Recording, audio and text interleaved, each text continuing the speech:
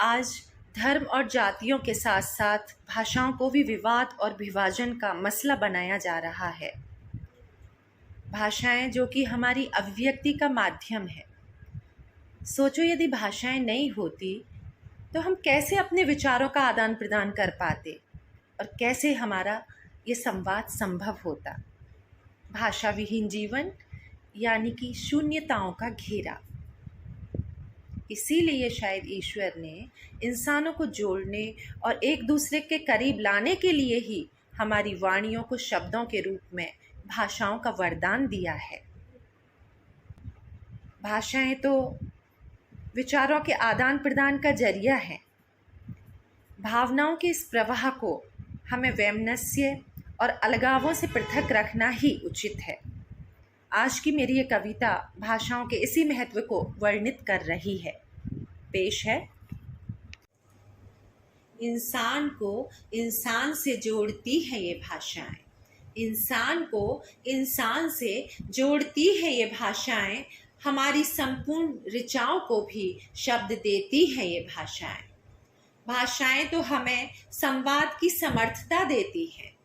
भाषाएं तो हमें संवाद की समर्थता देती हैं। शब्दों के शांत सरोवर से भावनाओं के प्रवाह का अक्षय भंडार होती है ये भाषाएं।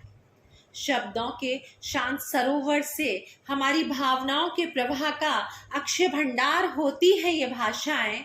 फिर क्यों इन भाषाओं को वैमनस्यों के विवादों में झोंका जाए? फिर क्यों इन भाषाओं को वैमनस्यों के विवादों में झोंका जाए? जीवन की नीरवताओं को भी तोड़ती है ये भाषाएं। हमारे जीवन की नीरवताओं को भी तोड़ती है ये भाषाएं। मानव को मानव के करीब भी लाती है ये भाषाएं। हमारे स्पंदन विहीन जीवन में उम्मीदों के उजाले भी बिखेरती है ये भाषाएं। हमारे स्पंदन विहीन जीवन में उम्मीदों के उजाले भी बिखेरती है ये भाषाएं। फिर क्यों इन भाषाओं के नाम पर फसाद खड़े किए जाएं? फिर क्यों इन भाषाओं के नाम पर फसाद खड़े किए जाएं? हमारे उच्चारणों में चाहे विविधता हो, हमारे उच्चारणों में चाहे विविधता हो, परंतु हमारे मनोगत भावों की भाषाएं तो एक हैं। वर्तमान तो वैसे भी भाषाओं का सिमटता हुआ सा संसार है। वर्तमान तो वैसे भी भाषाओं का सिमटता हुआ सा संसार है। हमारी विवेकपूर्ण मनुष्यता का हस्ताक्षर होती है ये भाषाएं। हमारी विवेकपूर्ण मनुष्यता का हस्ताक्षर होती है ये भाषाएं। फिर क्यों इन भाषाओं को दायरों में समेटा जाए? फिर क्यों इन भाषाओं को दायरों में समेटा जाए? हमारे अंतस के भावों की उपज होती है ये भाषाएं। हमारे अंतस के भावों की उपज होती है ये भाषाएं। भाषाएं तो हमारी रूहानी आवाजें होती हैं।